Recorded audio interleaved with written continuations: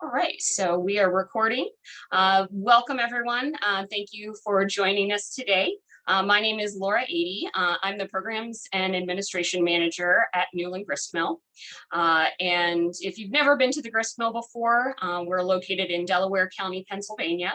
The site is a 160-acre park with a historic complex centered around our 1704 gristmill. And this is the second talk in this year's Newlin series. We're focusing on women and work in the 18th century. And the program this year has been generously sponsored by Team Toyota of Glen Mills.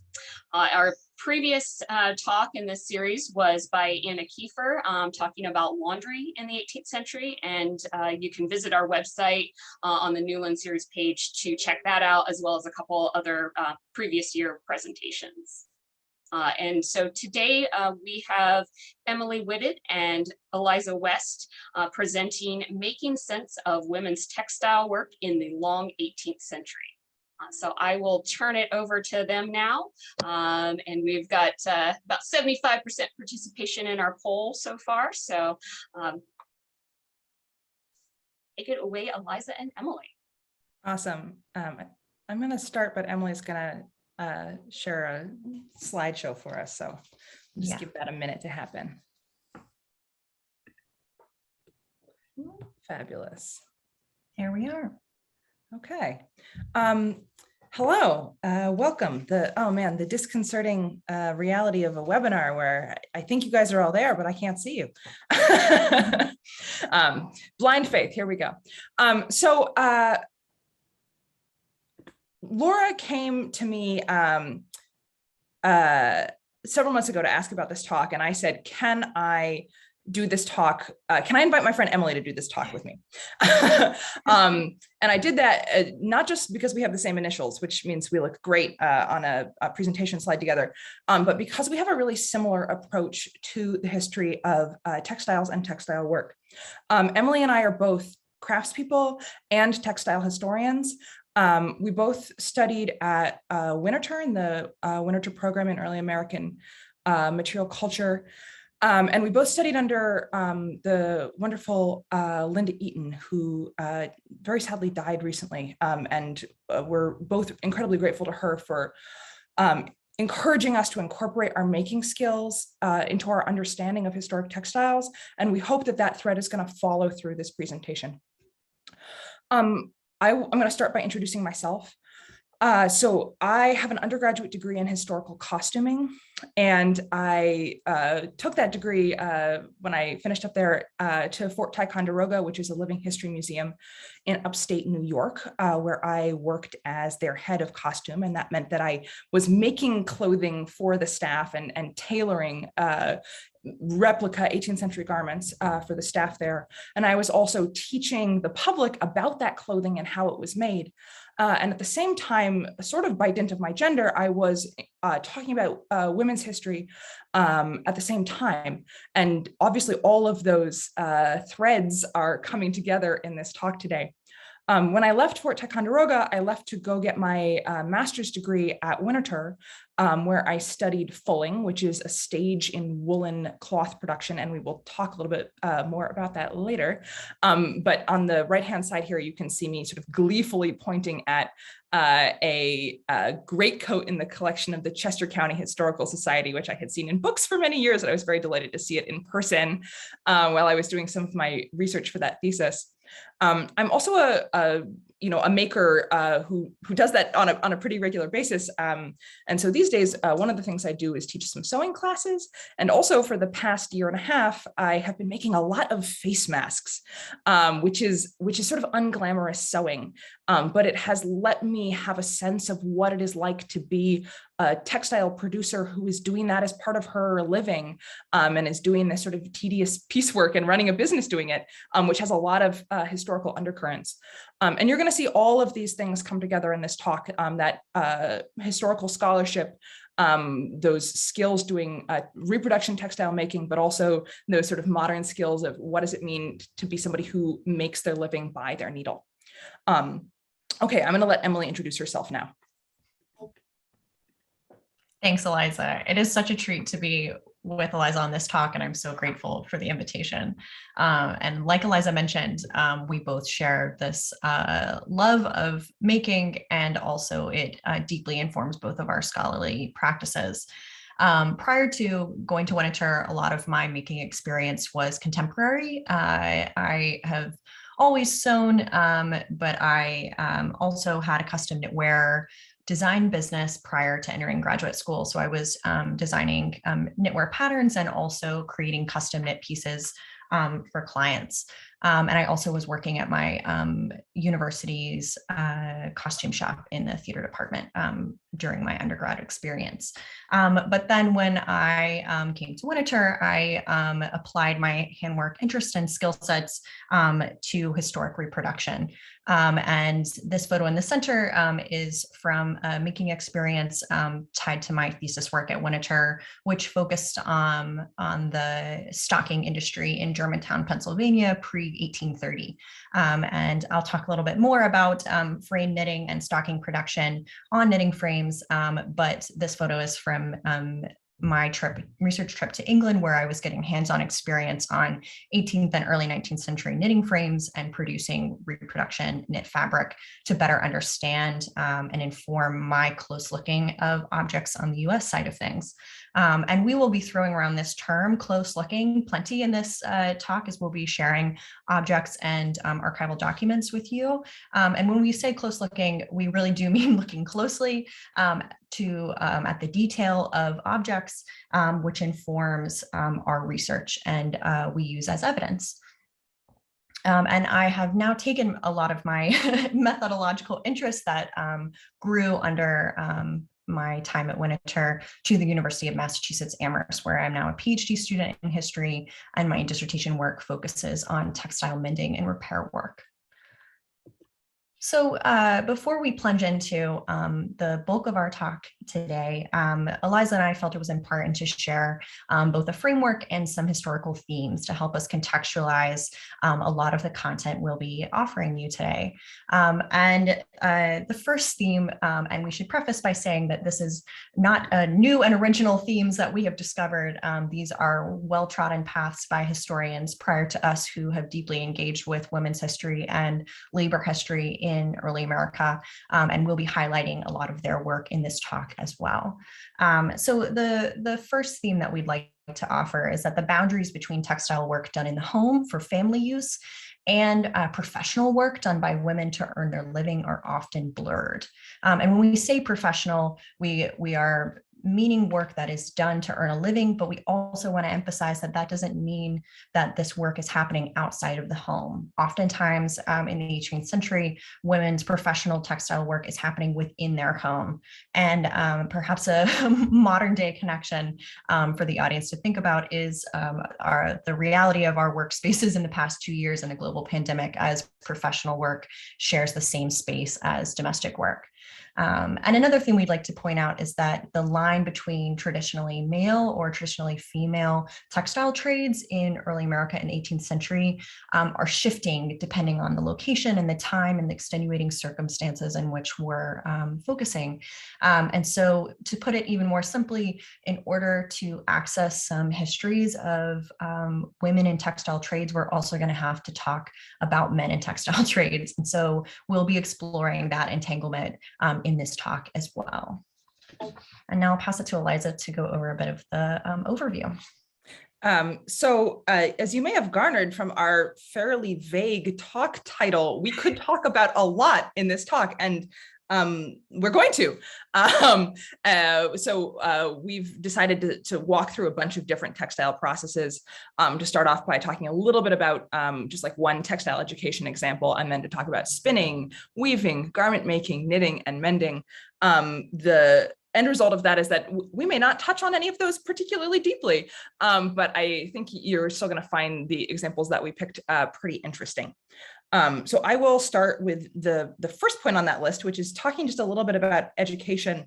I chose this object, which is a book at the Winter Library, mostly because I love it. Because so this is a book called Instructions on Needlework and Knitting as Derived from the Practices of the Central School, Baldwin's Gardens, Gray's Inn Lane, London. And this copy is published in 1829.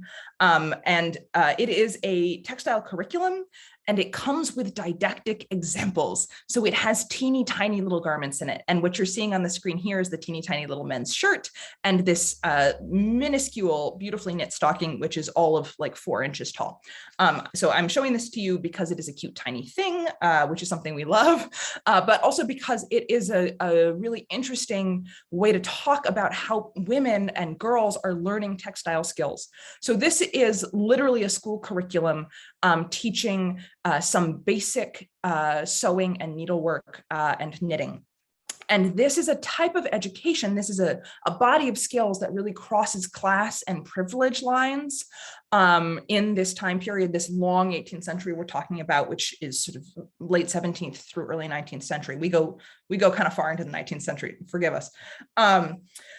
So this is these basic skills making up basically plain sewing, a little bit of embroidery, a little bit of knitting are pretty universal. But they can be practiced to different degrees. So one way of thinking about this is looking at this teeny tiny sampler that lives in this book. Again, this is a very small thing, and it's a very simple sampler. All it is letters and numbers, and that is because this is a laundry marking sampler. So this is what you need to be able to know how to do to put initials or a name into a piece of clothing that's then going to go out to be laundered and come back. It's a way of labeling, and it's a way of expressing ownership, and it's sort of the most basic utilitarian form of embroidery. And we're seeing this being taught to poor girls who are possibly going to use this as a work skill. And on the other end of the embroidery spectrum is wealthy young women who are making silk needlework pictures as part of their education. It's the same skill. It's being practiced on a different end of a similar spectrum. And then I'll just point out the other sample that's on the page here. This is a darning sampler. So this is a practice learning how to repair a damaged textile. There's going to be a callback on that later on. So I'm just throwing that up there so you can see what the darning sampler in this educational book looks like.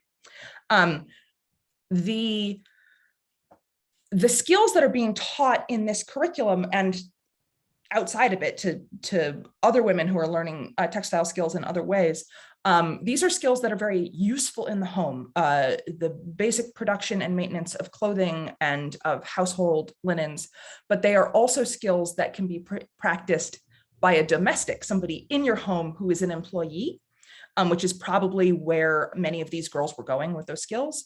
And it is also a skill that can just have a dollar amount attached to it. So this is the last page in that book, and this is a list of prices at which the garments that the schoolgirls are making can be sold for. So these girls are making clothes that are being worn by the children in the school, which is sort of the equivalent of that domestic production, but then they are also selling those garments. The school is selling those garments for money, which is the sort of professional side of that, right? So this is one example of that boundary between professional and domestic. And the one last thing I want to say about this here is that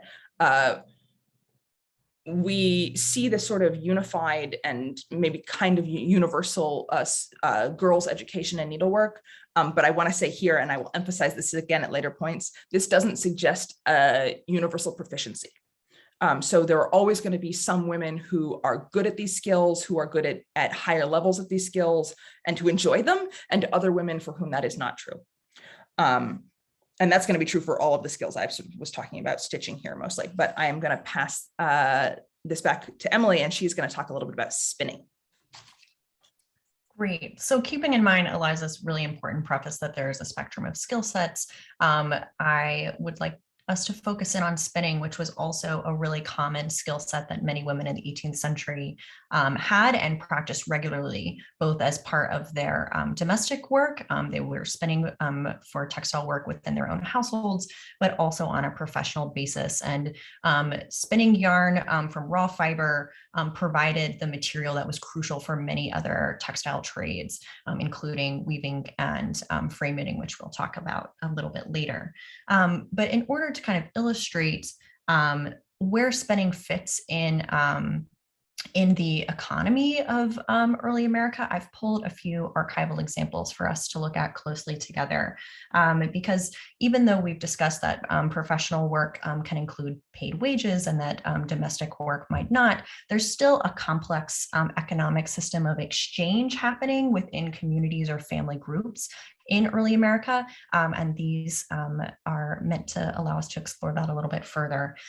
So these entries might look a little familiar to some folks because the first two entries are from the diary of Martha Ballard, a diary which is well analyzed and thoughtfully written about by Laura Thatcher Ulrich in A Midwife's Tale, which I highly recommend. Eliza is showcasing it there on the screen for you, but the diary is also completely digitized if you're curious to see more entries from Martha.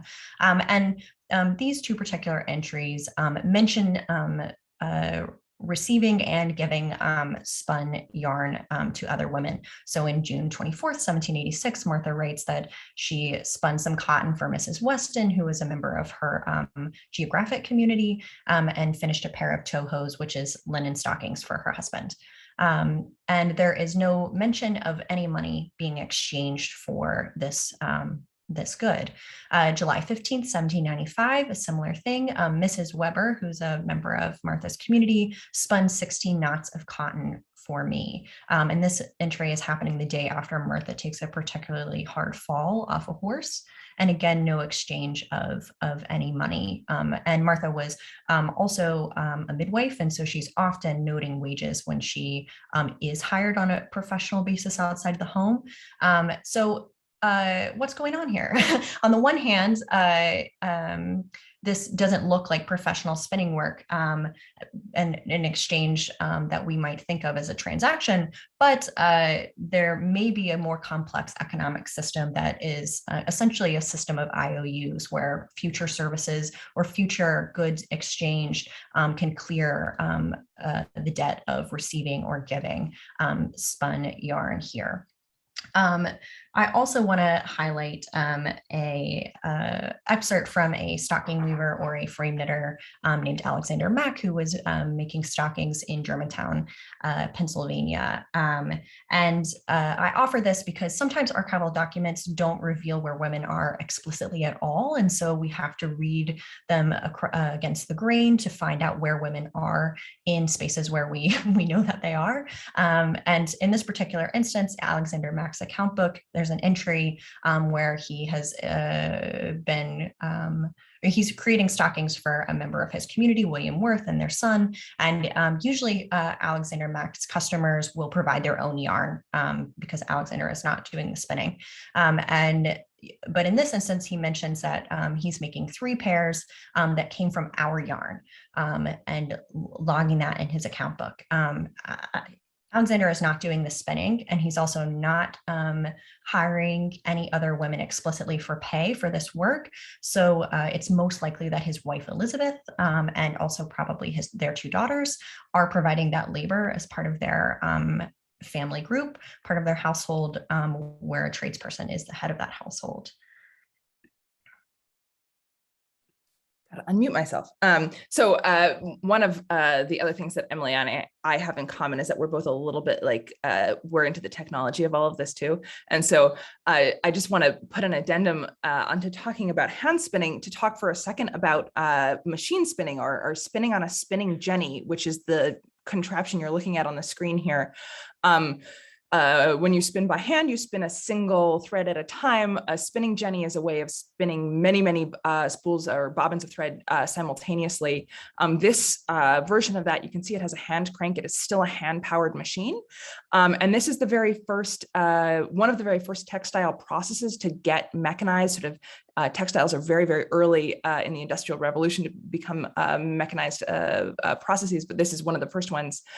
This happens, this machine is invented in the 1760s by a man named James Hargreaves in the UK. And we see these machines being being used often by women and sometimes also by children. So this is a stage where the spinning process has changed, but it's being done by the same gender potentially. And this is something that's happening on sort of like small scale mass production. And one example of that is to think about textile production happening at Thomas Jefferson's plantation Monticello, where he has a textile house that is dedicated to making fabric. And in the early 19th century, he buys a couple of spinning jennies for that space.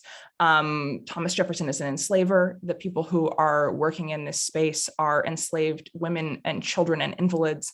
He describes those as, I think in one case, he describes them as people who are unskilled or who are unable to do other types of labor. They're very much skilled in the sense that they're producing a huge amount of textiles. So that sort of small group of textile workers are making seemingly upwards of a few thousand yards of fabric. And that fabric is going to dress the enslaved population on that plantation or to partially dress them. And that's allowing Thomas Jefferson not to have to buy that textile as an import. So when we talk about, we're going to sort of transition to talking about weaving. And when we talk about fabric being woven in America, usually we are talking about supplementing imported textiles, which is still the vast majority of textiles being used here in the Americas. So to sort of go on with that transition to talking about weaving, I'm curious, Laura, do you have a result from our opening poll? Let me close that out and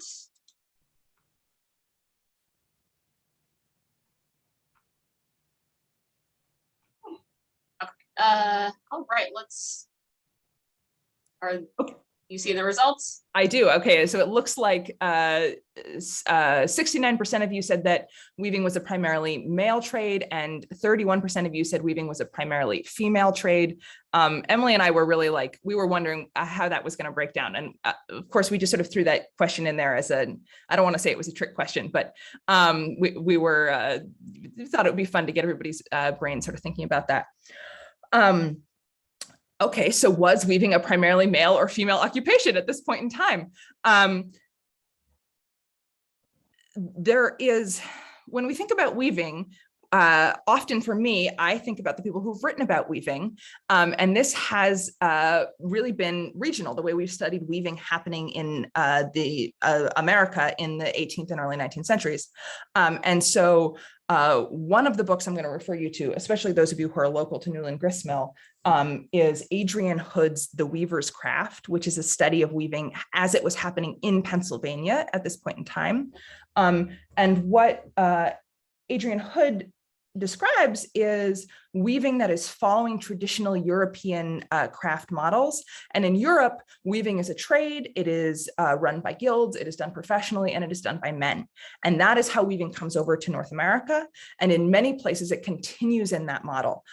So those of you who voted for men, that was a very good vote. In New England, towards the end of the 18th century, that model is starting to shift. And this is something that has been really, really well documented by the amazing Laurel Thatcher Ulrich.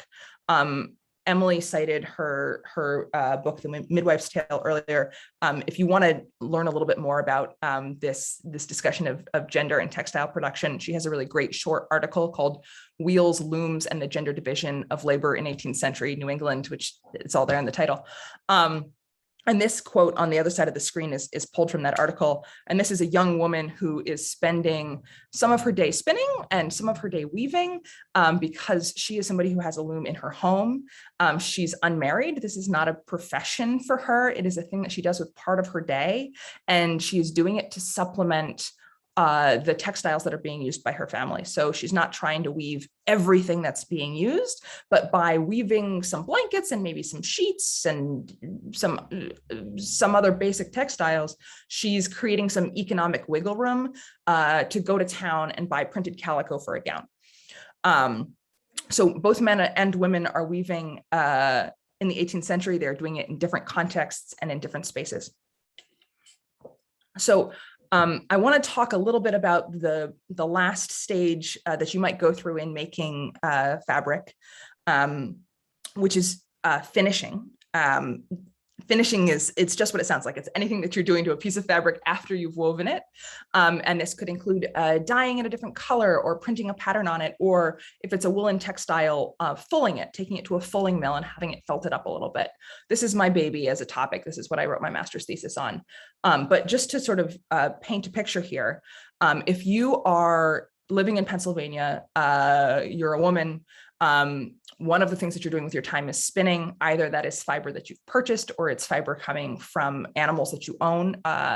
You're spinning it into thread. Hopefully you've done a nice consistent job because that's going to affect the final product. You're taking it to a professional weaver who is turning it into fabric. And then you're taking that piece of fabric and you're bringing it to a fulling mill where it's going to get finished. And they're going to help turn it into something that you really want to use for clothing. And so when I was doing my master's thesis work, I wanted to understand what was happening to textiles in that process. And person who did that work, even though that was primarily a male trade at this point in time. And so I created a piece of fabric, or I paid a male weaver to create a piece of fabric for me. As it happens, I did not spin the yarn. And then I went through the process of fulling it. And so you can see here the upper image is the fabric as it was woven. On the right is me testing out that fabric halfway through that wet felting process that is the fulling work. And then the bottom image is the fabric after it's done, when it's been transformed into something much thicker and denser and more durable. The other reason we're going on this little fulling mill tangent is because I wanted to share an example with you from one of the texts that I studied. This is an account book for a fulling mill in Chester County, Pennsylvania. The Chester County Historical Society has records for this mill spanning 3 different owners. There's a man who owns it for many years. He sells it to another man named Andrew Wilson. Andrew dies, and his wife Hannah becomes the owner of this mill. And this is the page in that account book where we see Hannah Wilson's name on one side. And then if we look at the other page, we see another name, and this is David Harry. David is Hannah's brother. And in this case, Hannah is the owner of the mill, but she is not the worker. So she has hired her brother to do the work at this mill. And I present this just to show you another possibility of female involvement in textile work. Here, she is the employer. She has an employee who's doing the work, but she still has an integral part to play in this textile work and the creation of these fabrics. Okay, now that we've talked a little bit about how fabric is made, we get to talk a little bit about clothing. This is like my very favorite thing, and also I'm going to talk about it very quickly, so forgive me. There are a lot of skill levels in sewing that go into clothing production. The most basic of these are the skills we looked at the beginning when we were looking at that needlework instruction book. And so I've put that little tiny shirt back up here. This is plain sewing. It involves a lot of stitching, but not so much cutting. So the skill in making fitted garments is in cutting out the fabric so it fits a body. But a shirt is made out of rectangles and triangles, and it's a much more standardized garment. So this is a level of sewing that's much, much more universal. And then beyond this, there are a number of specialized clothing trades. I'm going to talk quickly about 3 of these. The first is millinery, which is basically the trade of fashion accessories. So on the screen here, I have paired a satirical British print. The millinery shop that you're looking at, you can see some women sewing, you can see some men flirting, and then you can see a few other things that are for sale in this shop, and these are labeled on the boxes in the back there. So you can buy feathers at the millinery shop. Apparently you can also buy love at the millinery shop. So this is a little bit of a, this is a satire here saying that this is this fun, fashionable, flirty space to be in. And it's a very common female-owned business, and actually like a full-on shop, right? Because you're going to go into this space and have the shopping experience. And then on the other side of the screen, I just put an image of a cap that is at the Metropolitan Museum of Art, just to give you a sense of this sort of fine, delicate stitching that you might see happening at a millinery shop. The next fashion trade I'm going to talk about is gown making or dressmaking, which is also known as mantua making. This is the creation of fitted women's garments. the print here is a plate from the British Book of Trades, which is this this book for parents walking them through what trade they might want to apprentice their child into. This is the 1804 edition. And you can see in it, there's a woman, she's holding a pair of scissors and she's standing next to another woman who's in essentially her undergarments. And this is because what she is doing is cutting fabric to fit around another person. And that's her skill and her training. On the other side of the screen, you can see me doing the same thing at Fort Ticonderoga, making a gown for a friend of mine and really pinning it right on her body to get the fit that we were looking for. This is a trade. I'm going to talk about that for another half a second. Sorry. This is a trade that if you have it, it's a useful skill, but it's very portable. So Marla Miller, in her really fabulous book, The Needle's Eye, which is a book that I have read many, many times. And if you are interested in women and needlework in New England, I cannot recommend this one enough. She talks a lot about women who have this skill and are sort of traveling to their friends' homes and doing this. Again, it's in a domestic space. It's sort of liminally professional work, but they have this really useful skill and they're applying it in their communities. Okay, the last fashion trade I'm going to talk about for a second here is tailoring. Tailoring is the sort of on the male end of the fashion trades. Most often tailors are men. Most of the garments which tailors make are menswear. And these are two plates from Diderot's Encyclopedia. On one side, you see the interior of this sort of large French tailor shop. You can see the master tailor measuring a client. Behind him, there's a journeyman using a pair of shears to cut out fabric. This is the sort of more highly skilled end of the trade. And then sitting on the table are a number of other tailors who are just sitting there stitching. So again, we can see the variations in skill there. And then the other plate here is a diagram for how to cut out the pieces of coats, waistcoats, and breeches, which I show you just to give you a sense of sort of like the geometry involved in this, and the skill in tailoring is knowing how to make those shapes so that they're then going to wrap around a body in a flattering and comfortable way. So I have sort of zipped through all of these trades so that I can talk to you about one really cool example. What you're looking at is a double portrait of a pair of women who lived in early 19th century Vermont. That's where I am. So this is a local example to me. I lived for a year down the road from where these two women lived. Their names are Charity Bryant and Sylvia Drake, and they were a couple. They were pretty much acknowledged by their community to be married in all but sort of officialdom. And they lived for many, many years together, and they made their income by sewing. So Charity was very talented as a tailor. She was good at cutting out garments, and she filled that role for her community. So she could cut men's coats, suits, vests, and pantaloons, and women's gowns, bonnets, spencers, and cloaks. So she was sort of running the gamut for this particular small town where she lived. These two women, we have a lot of papers from them. Their archive survives at the Sheldon Museum, and they worked, according to Sylvia's diary, just extraordinary hours. So they were sometimes sewing 18 hours a day, including in the winter, which means they were doing much of that sewing by candlelight. And they talk about how sort of debilitating this is for their bodies. But this is their income. This is how they support themselves. They are gay. They're not going to get married to men. They're going to remain as a couple with each other their whole lives. And so their options for supporting themselves are finding a way to make an income or being dependent on another family member. And with this income, they are able to build a house. They don't own the land, but they build a house that they live in. And they also send a couple of nieces and nephews off to school and support other members in their community. So they manage to be marginally successful doing this. They also bring a lot of other young women into their home to teach them. So this is the other end of that textile education spectrum. There's the learning of the basic skills, and then there's apprenticing in a more skilled trade like tailoring or gown making. So this is, I just really love this example as a way that textile work is happening in a community.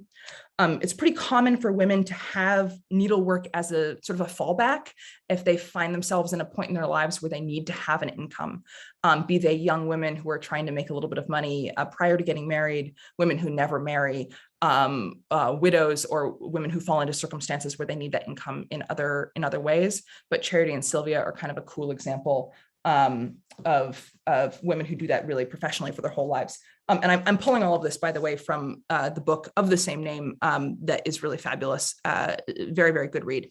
It doesn't focus on the textile work, but that's an element of their lives that shows up in here. Okay, with all of that said about weaving and sewing, I am going to pass it off to Emily to talk about knitting. Okay. Many thanks. So we're going to venture into the world of knit fabric in early America, which is where my heart lies. So I'm quite excited for this section. And knit fabric in early America is showing up in garments like breeches, jackets, gloves, mittens, and hats. But overwhelmingly, knit fabric in early America is found in stockings, which is a garment that is essentially worn with very few exceptions by everyone in early America. And knit fabric could be made in one of two ways. And the first could be through hand knitting, which is overwhelmingly done by women. So something like what's pictured here on the right, this is a 1759 portrait, a young knitter asleep. And she is knitting a stocking with thin double-pointed needles. And hand knitting is extremely common form of stockings in early America. Or knit fabric could be made on a machine known as a knitting frame. And a knitting frame, which is known in the period as a stocking loom, is decidedly not a loom.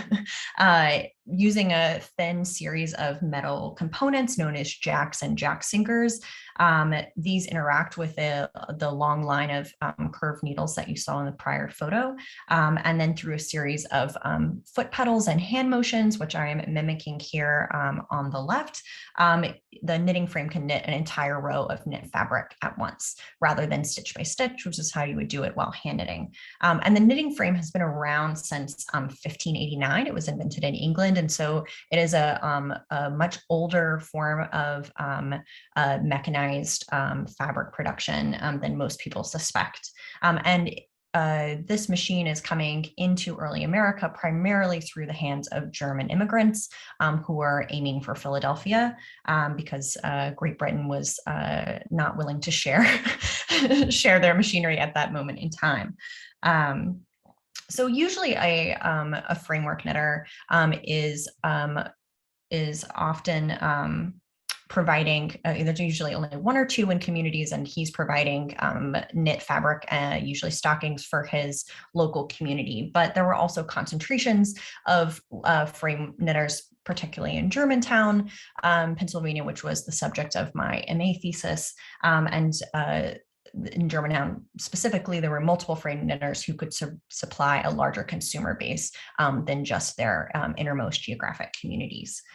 And we've already talked a little bit about spinning as a crucial aspect of a frame knitter's trade. And this Diderot print here on the screen kind of illustrates this male frame knitter dynamic with a woman who is spinning yarn to supply his work. And I just want to briefly mention that consistency with spun yarn for knitting is just as important as it is in weaving.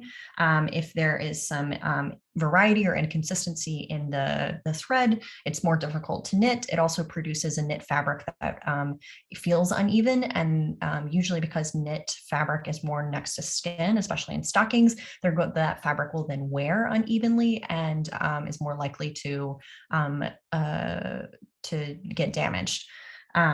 But besides women in who are spinning for framework knitters, there's also another aspect of the frame knitting trade where women are a crucial part of the labor, and that's with finishing stockings. And finishing stockings essentially means that women are taking these flat pieces of knit shaped stocking fabric, which you can kind of see here on the right. And then they are sewing up the heel, they are sewing a foot insert into the bottom of the stocking, and then they're seaming up the back leg. So they're taking two-dimensional fabric, turning it into a three-dimensional garment ready to wear.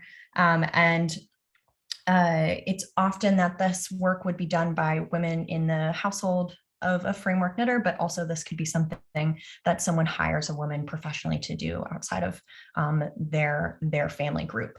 And an illustration of that is this is in this account book by a framework knitter named Abraham Gaiman, who was in Douglas Township, Pennsylvania, practicing knitting into the mid-19th century. This account book is almost 80% written in German. This happens to be a German page, if the text looks a little unfamiliar, but he is hiring a local farmer's wife named Elizabeth Bachtel, and she is seaming all of his stockings that he produces to get them ready for sale. And just to give you a sense of scale of how much she's working for him, in 1 year alone, she's seaming up 571 pairs of stockings for him, just to give you a sense of scale. And so here she is earning wages for this work, but she's also a member of his geographical community. But in places where the industry was more concentrated, such as Philadelphia, where there were a good number of frame knitters who were based in Germantown, women could also advertise this skill because the industry was scaled enough that they could receive ready employment for this work. So this is an advertisement that was placed in 1754 in the Pennsylvania Gazette by a woman named Anne Scoton, who's also, when she marries, known as Anne Jones. And she's mentioning grafting in her advertisement. She's advertising multiple times throughout the year. So she's mentioning grafting, which is another term for putting these pieces into stockings. And sometimes she'll expressly say putting pieces into stockings. And so she's advertising this skill. She's not the only woman in Philadelphia who's doing that. Multiple women are advertising for this service as part of a larger frame knitting industry in Pennsylvania. But in addition to advertising her skills for this finishing work for stockings, Anne is also mentioning that she knows how to mend knit fabric, which is going to take us over to mending in early America, because mending knit fabric is different from mending woven fabric. And it's a particular form of a more expensive skill set because it takes a little more time and patience to execute. So as Eliza already mentioned, darning is one of those plain sewing skills that many women are being taught early on and are executing as they care for the textiles in their life around them. And so one aspect of women's education sometimes involves executing a darning sampler. And this is one of my particular favorite darning samplers from the collection of the Winter Museum here on the left. This was executed by a woman named Anna Hoffman, probably late 18th, early 19th century. And you can see the colored squares, she's practicing repair techniques for patterned woven fabric. But if you look carefully along the top, she's also practicing plain woven repairs and repairs for knit fabric. And we've given you a close-up of that knit fabric repair square here on the right. And I want to emphasize that there is a difference in skill set here. And from my research, it's apparent to me that women are more likely to be hired for repairing knit fabric and are advertising that in particular. A good way to illustrate this difference in variety in mending techniques in early America is to look closely at an object. And I've looked at many stockings in the past 2 years, but these are some of my personal favorites.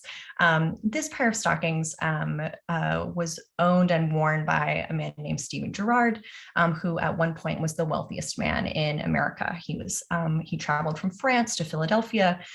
He made a great fortune involved in maritime enterprises, and at one point did bail out the American government because he was the only man wealthy enough to do so. That's an aside. But anyways, he's ordering his silk stockings from France, and he is also wearing them extensively. And Girard College has multiple pairs of his stockings, and all of them are extensively mended just like these. And so I think that illustrates also a spectrum of repair work in early America. If the wealthiest man is repairing his stockings to this extent, one can only imagine the scale of repair work that's happening on a regular basis for early Americans' textiles. And so let's look a little closer at these stockings. This is a close-up of the toe and the heel, and there are a couple techniques present on this particular pair. The big white clumps that on the toe and the heel are woven darning repairs, which are executed with a cotton darning thread. And this is a quick, easy, cheap way to repair fabric. But on this particular garment, there's a mismatch between woven darning on knit fabric. And so over time, this is actually not the sturdiest technique for repairing knit fabric. I can attest, and if there's any hand knitters in the audience, they may know as well that if you drop a stitch in knit fabric, unless you are able to lock that stitch in place or pick it back up to where it originally was, it will just continue to unravel. And so woven darns are not locking those stitches into place. And so damage is more likely to occur over time. But there were a lot of, because this was cheaper, quicker, could be done in poor lighting conditions, it's usually the most common form of repair work. But Gerard stocking also has a small patch of knit repair.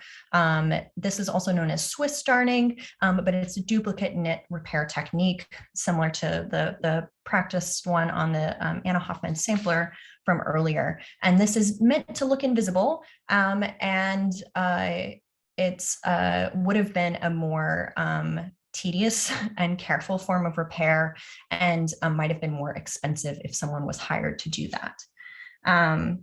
There's multiple people in Gerard's life who could have executed these men's. He had 2 housekeepers who were also his mistresses. Their names were Polly Kenton and Sally Bickham, and they both came from textile backgrounds. One was a laundress and one was a seamstress. And there's multiple household bills in Gerard's archive that mention buying cotton darn thread for the household. Gerard also had an enslaved woman named Hannah in his household who he freed after his death, who may have also executed some of these. But the presence of the knit fabric repair also might suggest that a woman was hired from outside the home to execute this particular mend. I also briefly just want to highlight laundry. The first speaker in the speaker series was focused on laundry, so we don't need to belabor this too much, but laundry is without a doubt the most physically taxing of all textile trades. But it's also an ideal moment to evaluate if a textile is in need of specific care or repair. It's the first moment to inspect for damage, and sometimes that damage needs to be repaired before it can be laundered. And I'd also like to, I think, close us here with a couple of thoughts. One is that the hands of early American women are often the ones who are creating textiles, whether that is part of their professional occupation or as part of their domestic work. And they're also often the ones who are handling textiles at the end of that object's life. They're the ones who are sustaining it and caring for it and repairing it. And they also get to make the decision on when to end that textile's life cycle, whether that's through repurposing or discarding. And as poetic as that is, and I hope that it feels the same to you as I know it does to Eliza and I also want to note that sometimes the hands that are making textiles or the ones who are owning or repairing textiles are not the same. And there's complex power dynamics and issues of race and class that are very present in early America. And this influences what type of textile work women are engaging in. And some of them do not have the ability to choose what they're engaging in for themselves. So it's part of our close looking of archival documents and of material evidence to identify when those factors are at play and incorporate them into our analysis. Oh, thank you, Emily. I just love that ending point. We want to take some of your questions, but before we do that, we had a couple of questions for you as our audience. And the first is for the women in the audience, and I will say that I looked at the participant list and most of you are on the hook here. Where do you see those blurred boundaries between professional and domestic work in your life today? And then for those of you who are makers, identify as makers or craftspeople, how does your making experience inform your understanding of history? And if you feel like you resonate with either of those questions and you want to pop the answer in the chat, we would love to see them. And otherwise, we would be delighted to answer any questions that you have. And I think you can put those in the Q&A. Yes, if you have questions, go ahead and put them in the Q&A section or in the chat, either one. Thank you so much, Eliza and Emily. We have a couple of questions in the Q&A already. Someone asked if there is an online copy of the instruction manual. Yeah, I'm going to put the title into the chat here. I was just, the beauty of doing a talk with another person is while the other person's talking, you can go Google things. So I saw that question and I was trying to see if the copy that I looked at Winterthur is on their online archive, and I didn't quite get a chance to get that answer, but I think you can see most of the pages because there was a copy that was for sale at Sotheby's recently. So I don't want to tell you to just go Google this, but I am going to tell you to just go Google this. So if you want to put that, if you put that title in, I think that you can find a digitized copy of this. There are a number of other similar manuals, other copies of this manual, and then other similar books. And so you may be able to find, if not exactly this book, another similar one. I'm almost positive there are a few of these digitized. Yeah. Also for Eliza, what percentage of shrinkage did you experience when you were fulling your wool sample? Oh, this is a great question. So I was actually attempting to reproduce a specific record in one of those fulling mill books. And so the information I had to work with was the degree of shrinkage. It was the change in length of fabric. So I was trying to take one piece of fabric, I cut it in half, and I was shrinking half of it for women's wear or women's flannel. And what that meant in this account book was that it went from 12.5 yards long to 11 yards long. And then I was shrinking another piece of the same fabric for men's flannel, which went from 12.5 yards to 9.5 yards. So they didn't describe the change in width, but I calculated that from my fulling samples. So the women's wear shrank by about 1/3 and the men's wear shrank fully by half. So it was twice as thick when it was done as when it had started, because it shrank in, like about 25% in length and 25% in width, which meant the whole piece was 50% smaller. And sort of related to that, we have a question about how fulling makes the garment stronger, the fabric stronger, and not actually like making it weaker by pulling on the threads. Yeah, so this is what's happening in the fulling process is that the little fibers that make up the yarns, so the yarn has a twist on it and that's what holds it together. And then the yarns are woven, so they interlock with each other and that holds them together. But when you full it, the actual individual little fibers in those yarns get interlocked with each other, which is a facet of the way wool works. And the whole thing shrinks in on itself a little bit. So it's creating this whole extra network of bonds within the fabric. And it's also making it literally thicker. So it makes it warmer, it makes it more weather resistant, and it makes it more durable. We have a question for both of you. In looking at original pieces, getting to examine original pieces, have you ever seen something and then been inspired to recreate that? And if so, what kind of sparked you to start doing that? What quality about the original piece made you go, I gotta make this? I will start by saying yes. That has happened many times. For me, I am intrigued usually by oddness. So like if I see a garment that doesn't quite make sense to me, all I want to do is figure it out. And so that often inspires me. I often make a lot of modern clothes that have historical elements in them because it's a way of sort of thinking through that object in my brain. And maybe that's the answer here, is that I usually want to, I'm trying to figure something out. So I have a curiosity about that historical garment. And I think, oh, if I make this, if I try it, I will know the answer to this question. And so often that is where I'm coming from. I rarely make exact replicas of things. I have a lot of things that have been inspired by historical garments, but there are too many for me to name. About you, Emily? My call dropped, so could you repeat the question? Yes. Somebody asked if you had been inspired by looking at an original item, getting to examine an original item, and then being inspired to make a copy of it yourself. Yeah, I think similar to Eliza, exact copies are not always my interest, but I do like to practice techniques that I see on like certain aspects that I'd like to mimic to gain some knowledge from that. So when I was doing my frame knitting in England, I mimicked a stitch pattern that's found on the decorative corner around the ankle called clocking. And I was mimicking that in the fabric because it seemed like a good skill to practice in the time, but I wasn't mimicking the entire thing itself. That's a perfect segue into another question. Someone is asking about the ornamental stitches that they've seen in a lot of European stockings, and asking if that translates to American stockings as well. That's a good question. I would preface by saying that if early Americans could get imported stockings, they often would like those instead of those that are made in early America.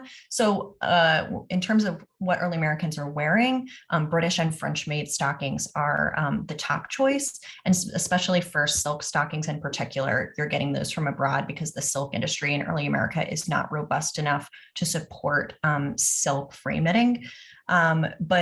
So those tend to be the most expensive and also the most decorative, and clocking tends to be like an additional embroidered technique on stocking that accentuates the ankle and shows off your wealth. But when it comes to hand knitting stockings, actually the pattern is much more about function than it is decoration, because hand knit stockings are often mimicking this back seam on frame knit stockings that you see by nature of sewing up the seam. Hand knit stockings are knit in the round, so they're entirely circular, but they are making a intentional line on the back that may be mimicking that seam. And they're also keen to embroider or to knit initials into the fabric itself as a way of marking, and also decorative edge work on the top of the knit stockings, like picot edges or a little lace or like a garter stitch band. That's also pretty present.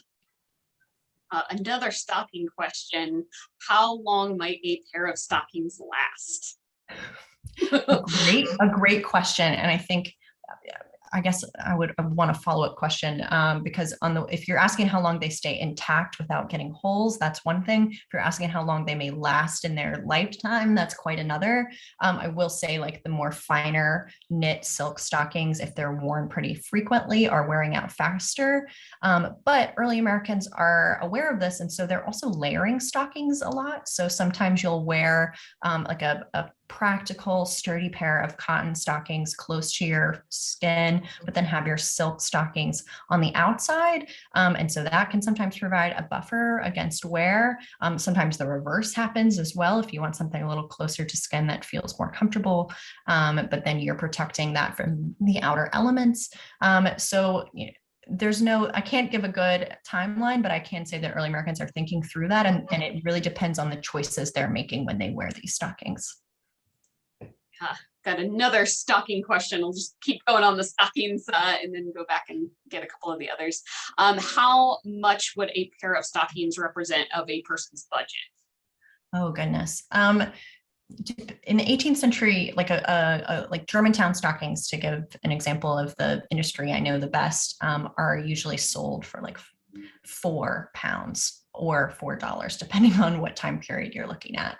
And they're a little more expensive than some of the other available stockings in that time period, because they also go through a fulling process that Eliza has already highlighted for us that makes them a little more durable. And so they're a little more expensive because they're meant to last longer. But if you're looking for fine silk stockings, obviously that's going to cost a lot more. And if they're imported, there's an additional fee that you have to factor in to that as well. And someone asked, what are muffatees that were in the Ann Jones advertisement? Let me see if I can show a picture, because sometimes an image just speaks louder than how I would be able to describe it. Well, you're it's like short and the simplest answer is that they're fingerless gloves, but all the images I'm finding right now are not historically accurate. So we're just going to go with that description. That's fair. Let's see.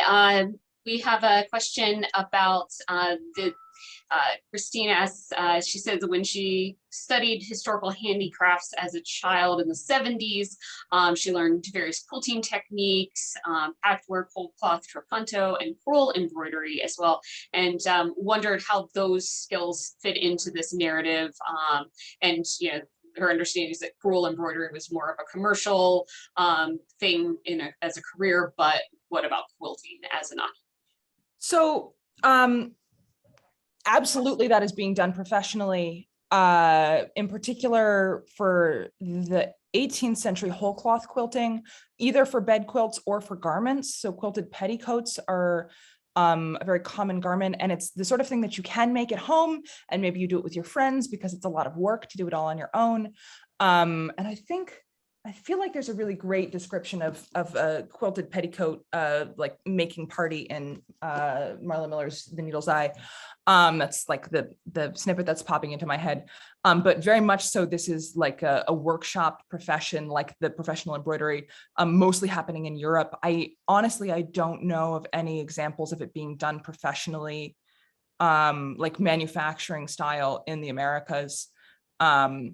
The other part of that would be drawing the patterns. So if somebody is making this thing at home, and we see this a lot, as somebody who either, like, if you have the tailoring skills, you cut something out and then you give it to the people to sew themselves. If you are good at drawing patterns, you might draw a pattern for a quilt for your friend, or for your neighbor in exchange for something, and then she would do the sewing work on her own. So yes, absolutely a professional skill. Not a lot of piecework, sort of quilting, patchwork the way we do quilting today. Much more the process of quilting the layers together. Right, maybe I need to have a quilted petticoat party, because I have one I've been working on for like 6 years. Let's see. How do you find original garments to examine, and how do you go about getting access to them? This is such a good question. I saw that one in the chat. I was hoping we were going to get to it, and I'll let you jump in to Emily. I started being interested in historical garments when I was a teenager. And it turns out that when you're like 15 and really enthusiastic, people will let you into museum collections if you ask nicely. I am no longer cute enough to do that. But I have had some other opportunities to do that professionally. And there are museums where if you put in a research request, they will let you come in and look at an object. The true beauty of getting to study at Winterthur is that they have an incredible collection, and as a student, you have access to it. But to do a study visit, you are basically requesting permission to go and look at this object in person. You need to contact a museum registrar or curator typically, and then it needs to be within their policies to let you in there. And depending on the museum, that might mean just looking from a distance. Occasionally that means getting to touch something. But that's sort of the process to go through to look at these garments. What do you say about that, Emily? You've already covered the Winterthur piece quite thoroughly. I would just say that collections are getting digitized all the time. And so one way to really look for examples is really to find online databases of collections that you can look through and find comparatives. And so I have the Winterthur online collection bookmarked in my browser, and there's, the Met, there's the larger museums have extensive collections that you can look at online. The V&A is another great one. But smaller institutions are also moving forward with this as well. And so it's always worth looking through to figure out, what do they have? If it's not on display, it might be in storage, and they might be willing to share that with you. I will say that too, that Colonial Williamsburg has been upgrading their online cataloging, and Neil Hurst has been doing a fantastic job of getting some amazing photographs of very close detail of textiles. So if you haven't looked at their online catalog lately, it's well worth a visit. Let's see. We have a question about if you could explain the wage received in the school book, the chart on the cost. Yeah, I'll see how much of that I remember. First of all, I want to say that the wonderful Laura Johnson, who is the textile curator at Winterthur, has just put the collections email at Winterthur into the chat, and that is the place to talk to if you want to go look at have a study appointment at Winterthur. Thank you, Laura. That's kind of you to share that information. Yeah, so I am trying to remember the exact details of that book. I wrote this is like a book I wrote a paper on, and I went back and read my paper while I was putting this presentation together. I think that they are sewing garments for the kids at the school, and then there's an option to buy them, like for the families to buy them, and they've put the price list in there basically as a suggestion because they're publishing this as a curriculum. So they're saying, here's how we run our school and how we teach needlework. If you want to do this at your school too, here's what we suggest you charge. And that's kind of tricky information because it's, like it's time and place dependent. So I admit I didn't go particularly deep into what exactly those costs were, but that was sort of the setup there. It's basically, it's ready-made clothing, and none of them are fitted garments. They're all pretty simple stuff, which is what makes that possible. We have a question about the difference between felting and fulling. Fulling is a felting process.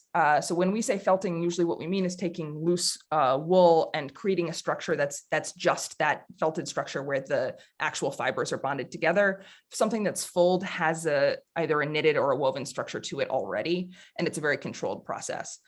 If you throw your sweater in the washer and dryer by accident, you felted it because you didn't mean to do it. And it maybe didn't shrink the way you wanted it to. So the skill of a fuller is in getting the material to shrink consistently and to produce the end product that you actually want. But it is what's happening between the fibers, it's the same thing. Let's see. Are there good sources about domestic work? So that it seems that a lot of the professional work is what has been able to be documented. So do you have information about did women who did domestic textile work provide records for their work, like quilts, things? Do you have feelings about that, Emily? Well, I would say that there's a good number of women's diaries and letters that are being produced in the 18th century, and that is the first place one would look. Laura Thatcher Ulrich's book, The Midwife's Tale, is not only a great book, but she also includes just a ton of excerpts of that diary. So it's well worth a read to get a sense of what that type of archival source looks like and reads like. So I would recommend that. I think this also just touches on also an issue with studying women's history in the 18th century or even earlier, which is that we are always lamenting that there are not more archival sources that are produced by women documenting women's experiences, and domestic work is one of those things where objects come into play sometimes to fill in the gaps of what we can't get from a written record.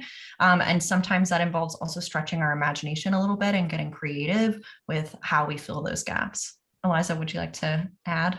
Yeah, and it's interesting because my first instinct was to pull up more garments to put on the screen when I was talking about clothes making. And sometimes it's really hard to do because it's hard to know who made a thing.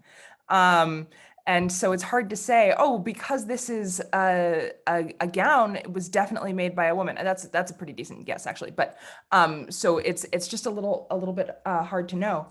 The object I really wanted to put up on the screen for you was Sylvia Bryant's pincushion, which is an object that speaks to her sewing work. And of course she's doing this professionally, but still it's that sort of material object. And Eva Garcelon Hart, who's the archivist at Sheldon Museum, sent me a picture, and it was a very small picture. It didn't look good on the screen, but that's the sort of object that can also be the back door to understanding that. I think Emily's right on point talking about diaries and journals, and that can be a lot of legwork as a historian to sort of wade through descriptions of weather and what you had for dinner to find descriptions of when you were knitting stockings and sewing shirts. But that's where that information lives. And so scholars who have written books about those sources, and the other one is The Needle's Eye. Like that, I keep bringing this up because it's such a good book for this topic. But like she is talking about through the papers of individual women, and that is where that information comes out. So any historical work that is looking at an individual's papers, a woman's papers where she's writing about her daily life, that information is going to come out. Back to a what is it question. A tippet. Oh, a tippet's like a little A skirt, little wrap? capey thing. That's a terrible answer. Sorry.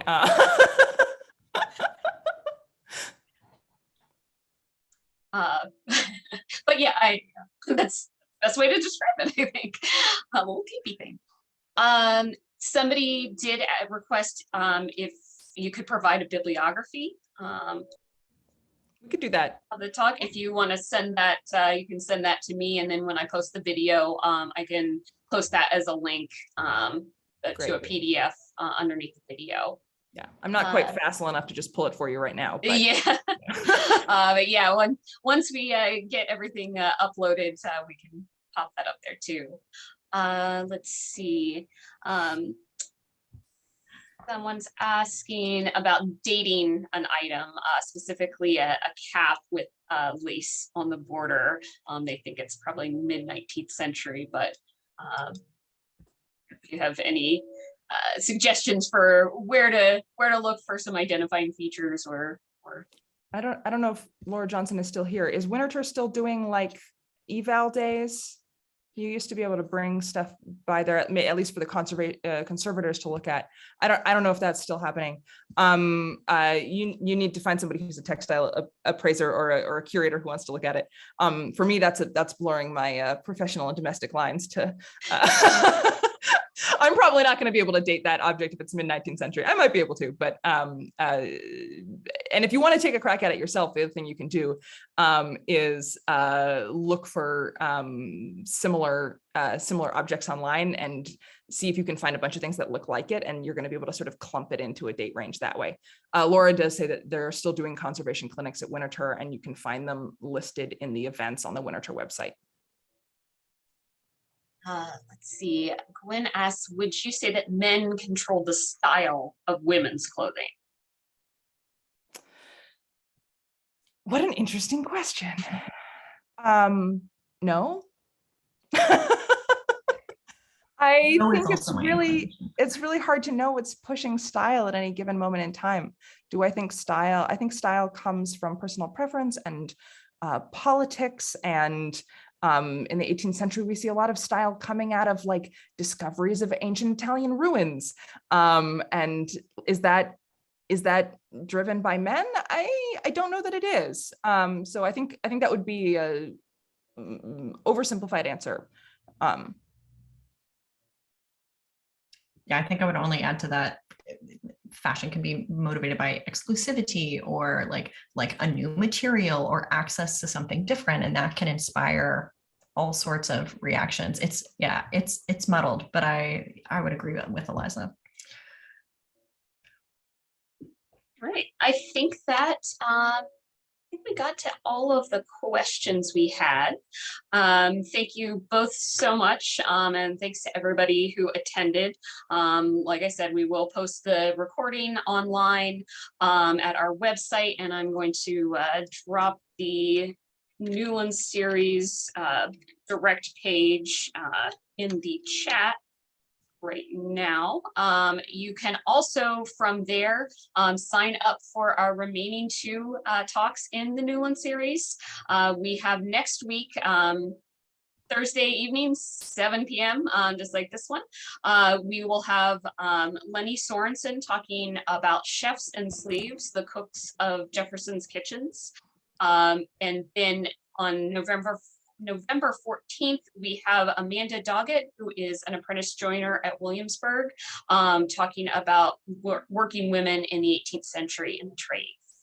So you can sign up for the upcoming programs at our website, and you will also be able to check out the recording from this and some of our other programs. So again, thank you, everyone. We've got lots of great comments in the chat. So again, thanks to our presenters, and we hope to see you all soon. Thank you all. Thank you.